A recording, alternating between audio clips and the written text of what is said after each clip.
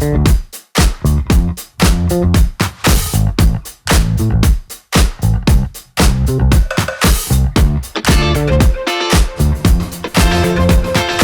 morning, everybody. The next edition of the KMFA Offbeat series brings a concert with the Andrea Ariel Dance Theater for a sound painting collaboration with Austin Unconducted. Interesting stuff. Director of events for KMFA, Stacy Hoyt, along with Andrea Ariel, are here to tell us about what audiences can expect, because I've said some words in there that I don't actually know what they mean. All right, ladies, good morning. Good morning. Good morning. Lovely to have you both here. Stacy, we're first talking about KMFA's Offbeat series, and I was asking you off camera, sounds like a radio station. I'm kicking myself. I didn't know it was a classical music here in town. KMFA 89.5 is Austin's classical music radio station, and we have also a building that we built in 2020.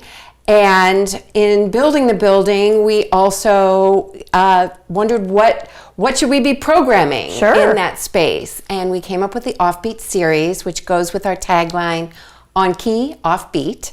And it's an opportunity for us to showcase some of the new classical music that's happening right here in Austin. Well, that's really exciting. So, Andrea, that brings me to you. We're going to put these two pieces together here very shortly, but I do want to ask about your dance theater, because you just told me 36 seasons you're celebrating this year. Tell me a little bit about what it is you do. Yes, it's a 36th season. It's amazing.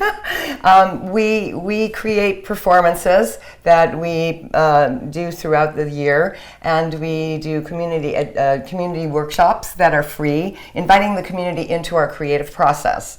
And then we also have our Arts Plus Arts and Education program, and that brings together academic learning and science with creative movement and music.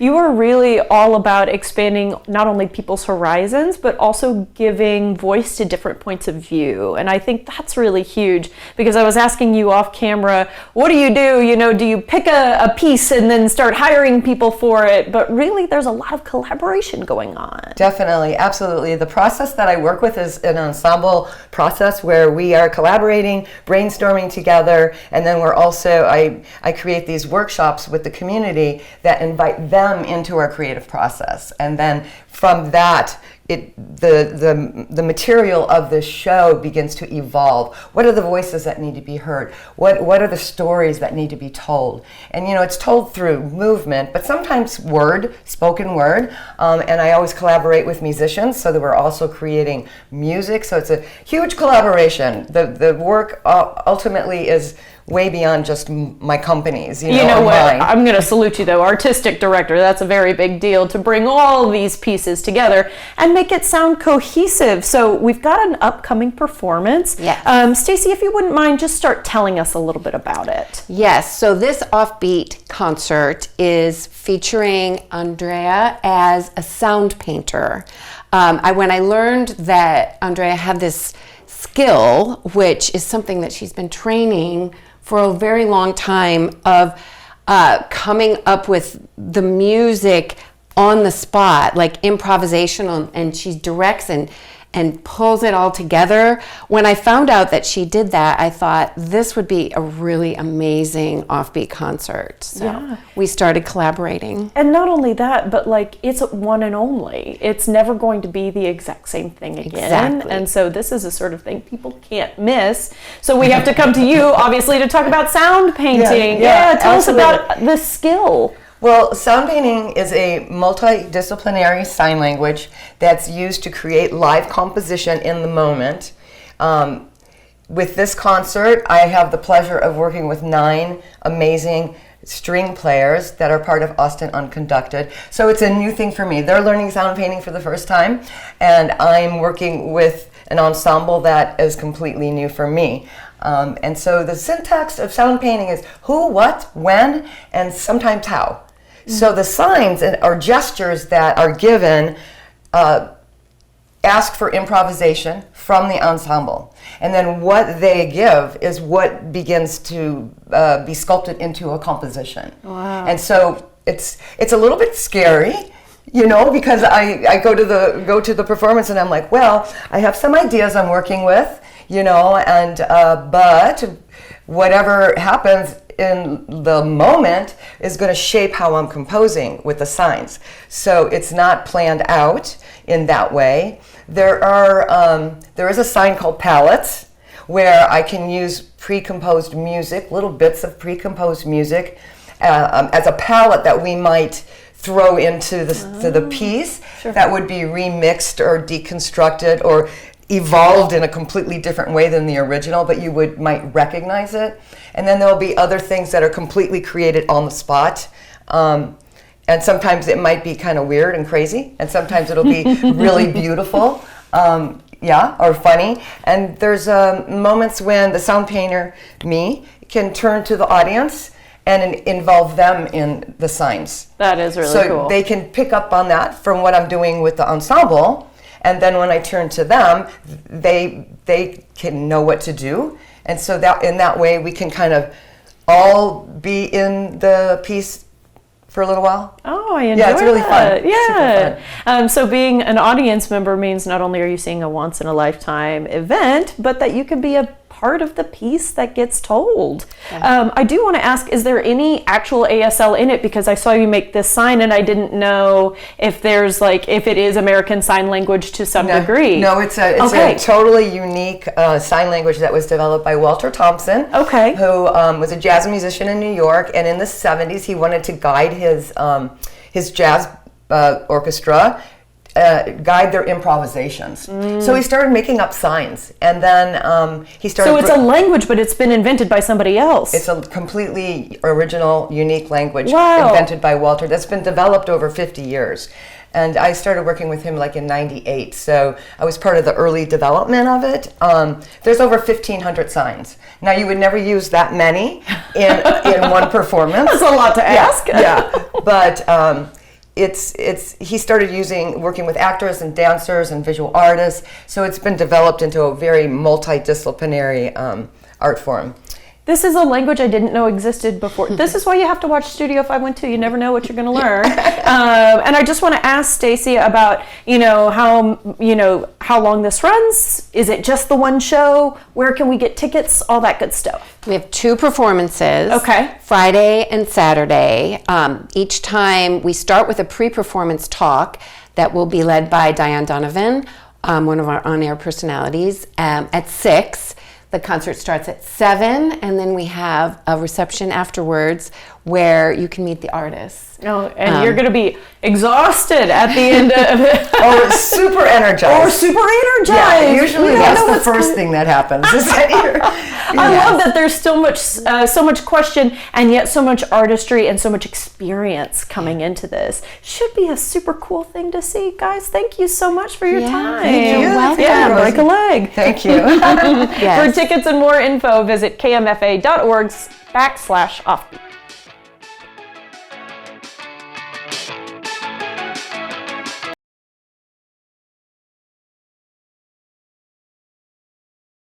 The following portion of Studio 512 is sponsored by KIPP Texas Public Schools. The KIPP Texas Student Lottery is coming up. Eliana Rios, Senior Director of Student Recruitment, is here to tell us more about what makes KIPP Texas so special. So, Eliana, first question, tell us about KIPP Texas Public Schools. Absolutely. So KIPP Texas is a free charter open enrollment school. We are a network of 45 schools serving 32,000 students pre-K to 12th grade. And also we have schools across KIPP Texas. Here in Austin specifically, we have 5 schools. What makes KIPP Texas different than maybe other public schools? Yeah, that is a very good question. I have 3 top things on the top of my mind. The first one, it is that at KIPP, we do have experience. So KIPP has served Texas for over 30 years. And we have demonstrated through our schools the impact of high quality education has on improving high school graduation rates, college admission rates, but ultimately the positive impact in our communities. In KIPP Texas, we see our students as a whole person.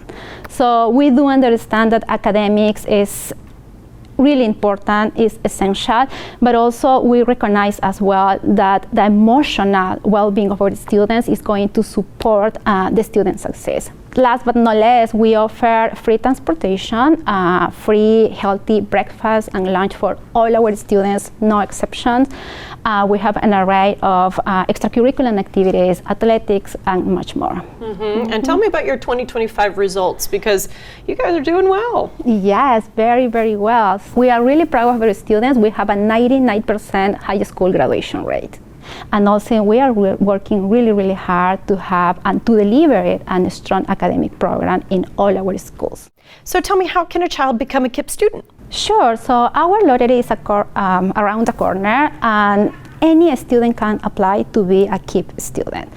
In order to get enrolled, so families must submit an application. That is our process. At the deadline is January 26th. And the lottery is going to happen on Monday, February 2nd of this year, the 2026. If the families are deciding to submit the application post-lottery or post the deadline, it's okay. We continue accepting applications. However, they will be placed on our wait list. The order that they are going to get is based on when we are receiving them. Visit our website, kiptexas.org. Sounds good to me. Okay. Eliana, Okay, thank you. Thank you. Thank you. Learn more and apply for the lottery today at kiptexas.org. The preceding portion of Studio 512 was sponsored by KIPP Texas Public Schools.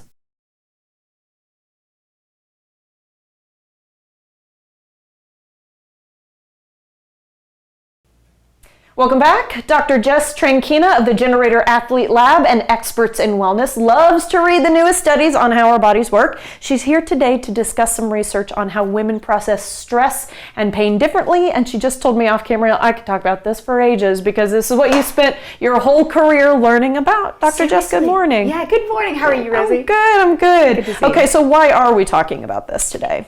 You know, I have had so much interest in this for years, and truly, I want to start with, there's not a lot of data. The research that's done on pain, and we're talking about pain, is done on men primarily. We're underrepresented.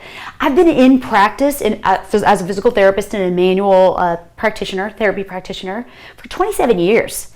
And so I've for 27 years seen how women process pain and have pain perception very differently than men. So even when I went to research it, I couldn't find answers. So this is coupled, we've got some research coupled with 27 years of what I've noticed and what I see, and I think some tips and tools that maybe we can take home today to help the women of the world that have pain and don't quite know what to do and maybe don't have the answers because the doctors don't quite know the answers. Yeah, a really good point, because so many tests, especially decades-old tests, were run primarily on white men. Exactly. Yeah, so That's not us. That's not us. And with cardiovascular disease being the number one killer of both men and women, having to educate women that we might have totally different symptoms of a cardiovascular event than men might. And I have a feeling we're going to talk about the fact that women can hold pain a little bit better than men can. We can, and there's some biological we'll talk about, and there's some, I think, because we do tend to report more stress, I do think it gives us a resilience. So you want to touch on the biological part first? Yeah, let's get to the biology first. Our hormones are different. That's the bottom line. Absolutely. We have estrogen and progesterone of much higher levels. Let's talk about how estrogen can increase our pain threshold, and actually lower levels of progesterone increase our pain sensitivity. So that's important because early in our cycle, in the follicular phase, our progesterone is a little lower. Right before ovulation, our estrogen is a little higher. Morning versus nighttime, estrogen is a little higher. Pregnancy, both hormones are higher. Menopause, almost completely gone, very low. Whoa, this is a lot to keep straight. Yeah, I'm sorry, that was a lot. I think what's important there is know your levels. Yeah. Understand that the biology of your body is important. Knowing your level and having a practitioner to talk to that knows how to read your levels and understand your symptoms, comparing it to your symptoms, can help recommend supplements to support. Okay, really good points there. So my understanding from you is we have more pain, we have it more frequently, and we experience it more intensely. Is that right? Absolutely. That Can is- you believe that? Darn. We do across many research studies. Women report more intense pain, more in pain, and couple that with the fact that the doctor doesn't know, there's no research that shows why we're having that pain. The important thing that I tell people is this is true physiological pain. This is not in your head. It is okay for you to say that you have pain. There's not a lot of research to tell us why, but it is important that you know that it is okay. It is not in your head. So often the doctor will recommend a sedative because they think it's emotional. They don't have the data to understand why women have pain. So instead of recommending body work, physical therapy, recovery modalities, or even pain medicine, they'll refer a sedative because they think it's emotional. And so it doesn't end up helping you at the end of the day. Exactly. And it doesn't help us because it didn't solve the root cause Right. of the real pain. Okay. Oh man. Well, it sounds frustrating, but let's also talk about how women are more stressed on average. This is what we touched on. Oh, I love this. And Yeah. funny. So this weekend, we were at a soccer tournament for some our children. I was at a table with women, and we're all going through the same thing. We feel like we carry the weight of the world on our shoulders. Everything that's happening at work, juggling our career, and people come to us for everything at work, and they come to us for everything at home, and juggling the house responsibilities and the spouse, and we care so much that we put it all on our shoulders. So across all research and data, women are reporting higher levels of stress, and stress amplifies pain. And it's manifested somatically in the body. So when we have stress, pain is amplified. So if we're curious why, the day we're stressed, our pain is worse, it's a biological response because stress amplifies the pain that we have. Your body keeps the score, right? So your body is manifesting and holding on to that pain from the stress amplifying it. Are you going to suggest to me to read that book? No, I was going to tell you, we can. The body keeps the we score. we have so many tips for this. Okay, we were good. we were chatting at the table. Interestingly, because I've had to do some experimentations. If I have a high input day, there's a lot coming in. I have to find time throughout the day to stop and breathe and process. Because if not, I'm going to process it at 3 a.m. Right. When my mind stops. 3 a.m. I'm processing everything that came in. If it's a low input day and not that stressful, I don't have to stop too many times throughout the day. But you don't even have to stop and go into a full meditation. Just stop and breathe. Physiological sigh, like we talked about in the past, box breathing.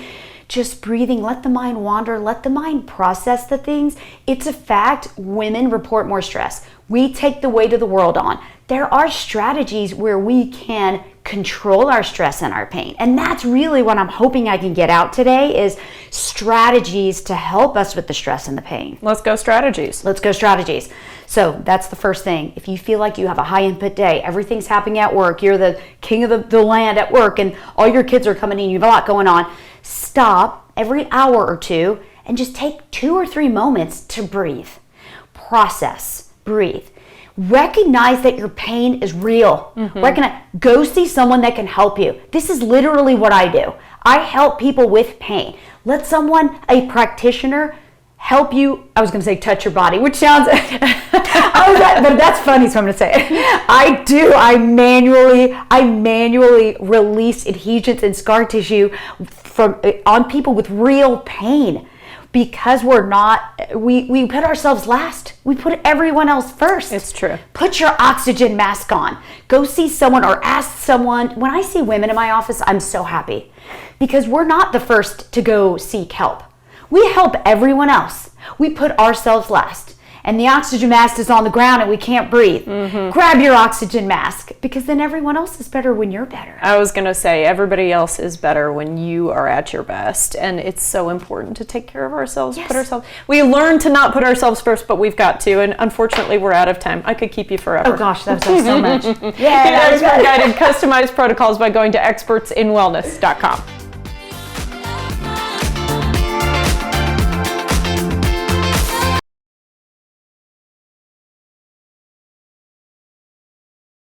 The following portion of Studio 512 is sponsored by the Business Influencer.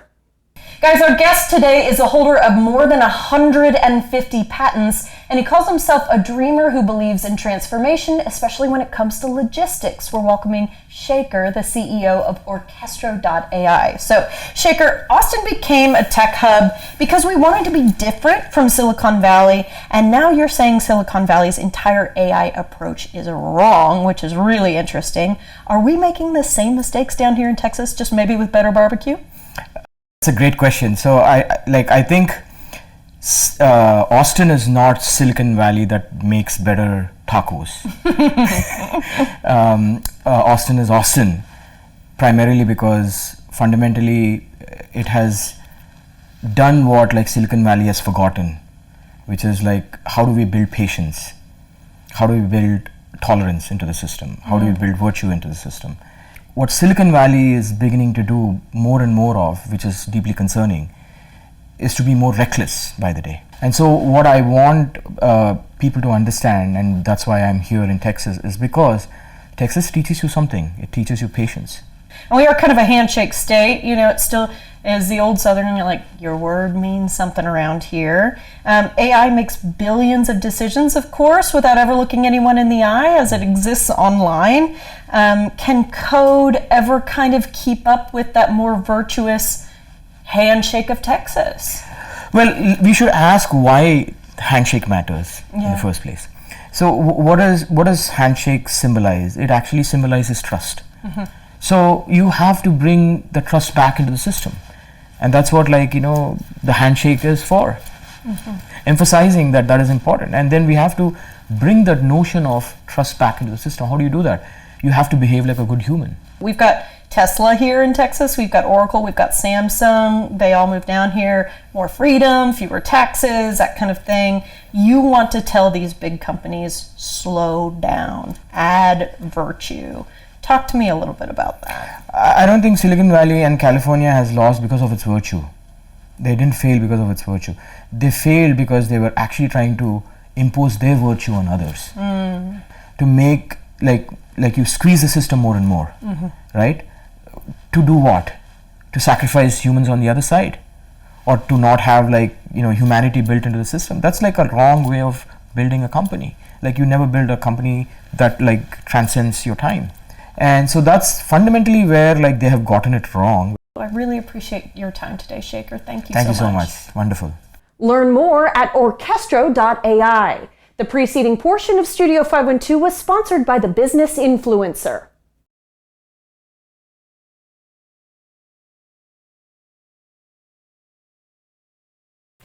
Can you believe we're talking about this already? Amplify Austin Day is back for its 14th year, coming up in early March. Joining us now is the Director of Marketing and Communications for I Live Here, I Give Here, Iris Estrada. She's going to tell us a little bit more. Iris, good morning. Yeah, thank you for having me. Of course. Amplify Austin Day, let's remind everybody about it. Yes, so Amplify Austin Day is the biggest giving day in Central Texas. It's back for its 14th year, like you mentioned. This year it's on March 4th, starting at 6 p.m. through March 5th, also ending at 6 p.m. And it's basically a big community-wide event where everybody rallies around 700 nonprofits that all work really hard year-round to make this place such a great place to live. Such a wonderful place to live. And I think it's important to note that of those 700 charities, it covers everything. Yes, there's there's 19 cause categories for those over 700 nonprofits. So everything from the arts, environment, pets, housing, it covers just about anything that you can think of. And when you visit amplifyatx.org, you can search for nonprofits through those cause categories, or you can also use keywords and find things that you might be passionate about. So let's say you're a soccer player and you really want to give back to a nonprofit that is involved in soccer in some way, you can type that up and I guarantee you something will show up. I was going to There's say, something for one year everyone. I saw like bat support to continue to support our, our Mexican free-tail bat community, that kind of thing. So lots of options. And in Yes. fact, when you moved here, that's how you got plugged into Amplify Austin. Yes, that's is that correct. there were a couple of nonprofits that you found that you wanted to support. Yes, that's correct. So when I first moved here a couple of years ago, it's really important to me to give back to any community that I make my home. And I moved here in March, so it was just before Amplify Austin Day took place. And I was able to find some organizations that I now continue to support throughout the year. So it's really great because it allows people who might be new to the area or people who have lived here their whole lives to discover organizations that they might not be privy to. I mean, 700, you're not going to know all of them, right? Some might be new, some might be very old, some well known, but I also think it's so important to support the little guys. Yes. So I think that's really cool. Let's talk about last year's grand total once we got to the end of 6 p.m. on the second day, and where you guys are trying to head this year. Yeah, so we had over 25,000 donors come together and give $9.7 million on Amplify Austin Day last year. Wow. And this year our goal is really twofold. We really want to reach $10 million for our participating nonprofits. And it's also just our internal goal to get more people to give. So we really want to beat that 25,000 donor number as well and just see more people in our community giving back. And it's so easy. I mean, you don't have to have $25 to give. You don't have to have $100 or $1,000 to give. Anything helps. Any donation helps, whether that's $5, $500, $5,000, it all adds up.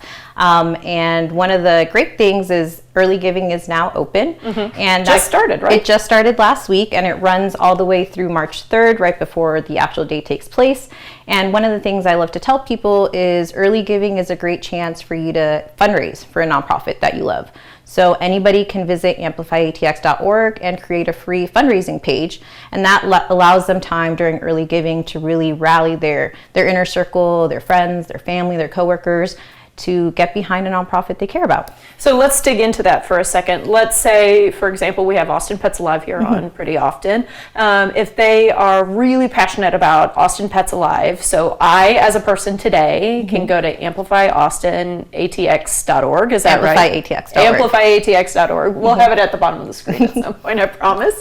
But that's where I can set up my own page for free because this is the early giving period. And that's where I can tell everybody that I know and love, all my followers on Instagram, hey guys, I want you to help out. Correct. Because this is what I care a lot about. Correct. So anybody can create a page for free. There's also free resources on the page, like templates for social media to help you get the word out.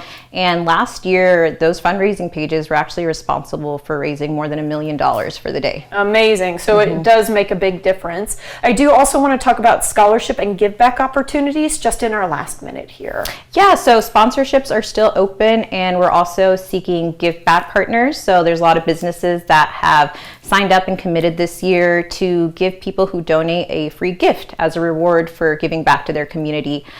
So anybody who's interested, any business who's interested in becoming a give back partner, we are still signing folks up. So they can actually email my coworker, Jared, at ilivehereigivehere.org, or just visit ilivehereigivehere.org or amplifyatx.org for more information. That sounds good. So part of the proceeds maybe of what someone sells that day, that can go back to Amplify Austin, or you could just say, I donated, here's my little receipt. Correct. And get a gift. Correct. So some business are donating, they're doing a proceed share on the day, and other people are signing up for free perks. So we are going to be dropping the list of the official Give Back partners next week on February 9th.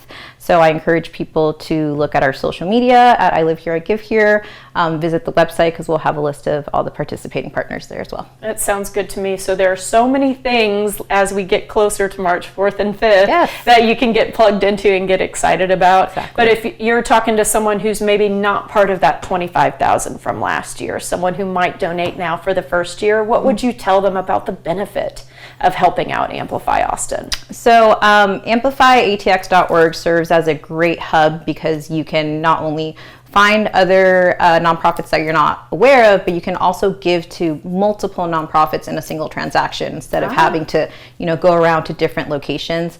And yeah, I encourage anybody that can give early to do so, because a lot of nonprofits use this time as momentum building and for planning ahead. So yeah, every donation counts, and I hope everybody's excited to give back. Be like Iris. Invest in your community. Sounds good to me, Iris. Thank you so much. We appreciate it. For more information on Amplify Austin Day, I'm going to get the website right, y'all. amplifyatx.org.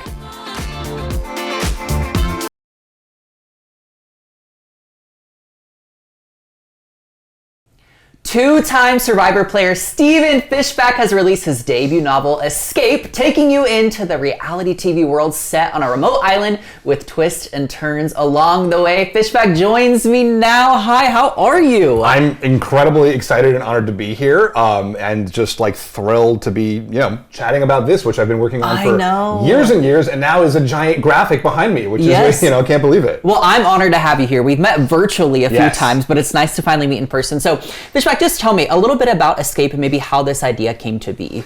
Yeah, I mean, I've always wanted to be a writer, and oddly, even though I had been on reality television twice, I never somehow put it together. I want to be a writer, and I've been on reality TV, write about reality TV. I'd always imagined myself writing sort of a book about a guy working in New York media, which is what I was. And of course, we've seen that book a lot. And at some point, I realized, as I was telling a very boring, stale story, I actually have a really interesting story to tell, having experienced reality television from a contestant's perspective, having worked on the network side, and then also having worked with producers, I felt like, I could actually tell a unique story that we haven't really seen before. And I kind of set out and was just, and I love books set in the jungle, and so I was like, why don't I write one? Yeah. Why do you feel like it was important for you to write a book? I'm someone who loves literature, and I love to read, and so being able to contribute to the world in that way, I guess, to the genre in that way. Yeah. But in terms of reality television, I wanted to tell a story that I didn't think people knew. I think we have, as a culture, have this view of reality TV as this sort of ridiculous, disposable medium, and it is that, but it's also come to really define our culture and our politics in a lot of ways, and so I thought, why don't I kind of try to get inside the actual people and sort of show the world, maybe, show whoever, whatever small portion of the world is reading this, what it's really like to be a contestant on one of these shows, what it's really like to be a producer, how those experiences interrelate. Okay, and so kind of to expand on that a little bit here, what's maybe the impact that reality TV in general has had on you? Obviously, you competed on Survivor twice. You're a fan of other reality TV programming. Kind of walk me through that a little bit. I mean, I think that's an incredibly just fun part of my life. Yeah. It's been a fun game to play, obviously very grueling too. I mean, there's a famous quote from Survivor legend Keith, Survivor ain't fun, going on a cruise is fun. Yeah.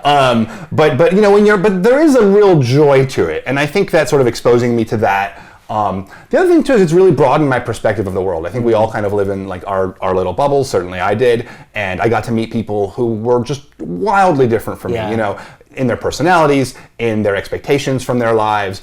And that's been really rich for my fiction too, kind of getting to learn about characters who are so truly different and sometimes very insane, but overall just kind of being exposed to the breadth of the human experience. Yeah. And much like you, I love the just kind of complexity and layerness of reality TV and what it brings us. I really get drawn into that world. But there's a lot of naysayers out there about the whole reality TV thing, and they think a lot of it's, garbage TV, if you will. So what would you say to those people who maybe would be hesitant about checking out your book, given kind of the content of it? Yeah, I mean, that's exactly the sort of preconception that I'm kind of working against, is that there is this sort of perception of the format as being garbage TV.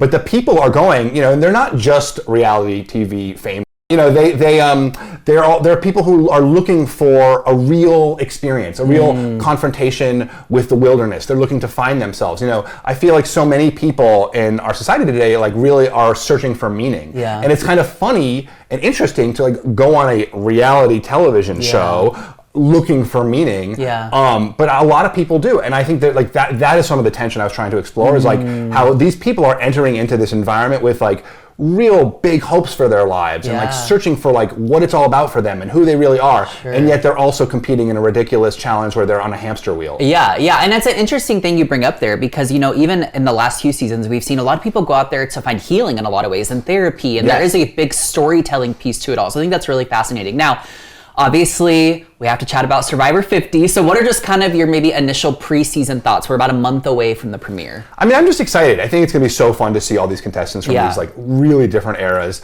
You know, you have Jenna Lewis, who was on the first season, and you have a bunch of contestants, you know, Savannah and Rizzo, who are on the most recent season. I have some like real life friends going out there to play: Rick Devens, Christian Hubicki, Emily Flippin, and of course, I was on a season with Coach Wade, one of the most sort of over-the-top characters Survivor's ever seen. So I'm really excited to see what he brings. I mean, for those who know and love him, you know, he's someone who would put feathers in his hair and, you know, quote all these obscure literary references, and he called himself the Dragon Slayer. So I feel like we're going to get a lot of dragon slaying this season. Well, and of course you can't forget the iconic scene of him. What did you guys call it? Exile Island or whatever on your season, where he's like out there doing all his very like spiritual kind of movements and yoga. It was very interesting. He's a very interesting character. So, okay, I know you have friends involved in this season, and obviously you've kept up with the show, but anyone you maybe think has the best shot of winning, or someone you would like to see win the whole thing? I mean, I kind of want to see Dee win the whole thing. I mean, obviously I want a real life friend to win because I love them and I embrace them. But as a fan, I think it would be really fun to see Dee win. She played such a dominant game in her first season, 45. Yes. All those 40s blend together. And now, and it would just be like so fun to see her kind of rock it again this time out. I mean, seeing someone like Suri, who's an icon of the show and has come so close so many times, I'd love to see her win as well. And there's also just kind of like the chaos version where Q wins. You know, he plays the Q skirt. Yeah, exactly. Pure chaos. Yeah, no, I love that. Okay, so also I know that you've told me in the past, maybe not so much interest in returning to play Survivor again,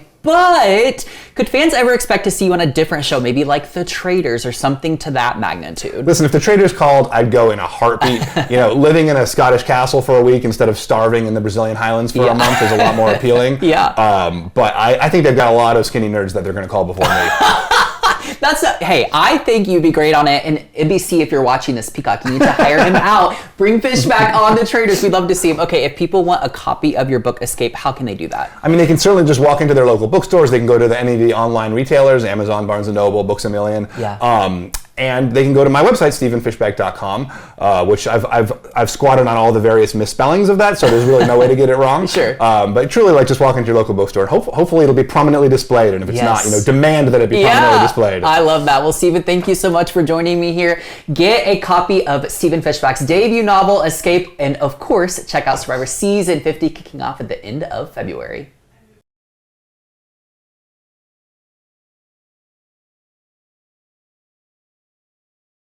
We have a lot of fun here on Studio 512. If you missed any of our great segments, head on over to studio512tv.com right now to get caught up.